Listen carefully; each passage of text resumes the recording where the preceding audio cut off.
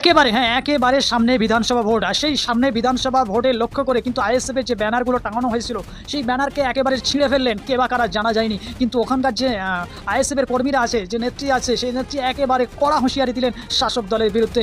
কি বলছেন সেই নেত্রী, আইএসএফের নেত্রী, আপনাদেরকে শোনাবো। সম্পূর্ণ ভিডিওটা দেখবেন এবং আমাদের পাশে থাকবেন।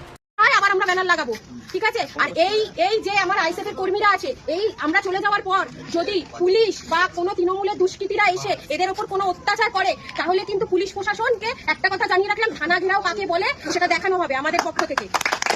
আর শুধু এই জগদীশপুর অঞ্চল না, সারা নিউ টাউনে ব্যানার লাগানো হচ্ছে। এই ব্যানার যদি ছেঁড়া হয়, কোথাও যদি ব্যানার ছেঁড়া হয়, সেখানে গিয়ে আবার ব্যানার লাগানো হবে। এবং এরপরে থানা, পুলিশ প্রশাসনকে, রাজারহাট নিউ টাউনের যে কটা থানা আছে, সেই সব থানার বড় বাবু, মেজো বাবু, ছোট বাবু, সব বাবুদের হুঁশিয়ারি দিয়ে রাখলাম। এরপর থানা ঘেরাও করবো আমরা। যদি একটা কোথাও ব্যানার ছেঁড়া হয়, নওশাদ সিদ্দিকী ভাইজানের কোনো ব্যানার ছেঁড়া হয়, তাহলে আমরা থানায় গিয়ে ডেপুটেশন আর দেবো না। আজকে ভালোমুখী গিয়ে ডেপুটেশন দিয়ে আসছি, এরপরে ডেপুটেশন দেবো না। থানা ঘেরাও কর্মসূচি হবে প্রত্যেকটা নিউ টাউনে, প্রত্যেকটা জায়গায়। ওয়াকআপ নিয়ে আন্দোলনটা করছে নওশাদ সিদ্দিকী ভাইজান। যে এই ব্যানারটা ছিঁড়েছে তাকে বলে রাখি, তার দাদুর কবরটা সুরক্ষিত করার জন্য এই নওশাদ সিদ্দিকী ভাইজানই আন্দোলন করছে। তৃণমূলের কোনো নেতারা করছে না। তৃণমূলের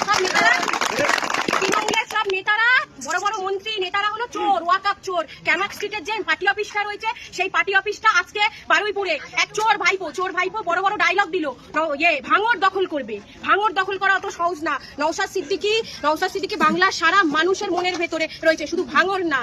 তাই আমাদের আন্দোলন চলবে, সারা বাংলার মানুষকে নিয়ে আন্দোলন চলবে। এবং ভাইপো আর পিসিকে একটা কথা এখান থেকে বলে যেতে চাই, যে 2026-এর ইলেকশন এইবারে হবে, মানুষ ভোট দেবে, সাধারণ মানুষ ভোট দেবে চুরি, দুর্নীতি এসবের বিরুদ্ধে গিয়ে।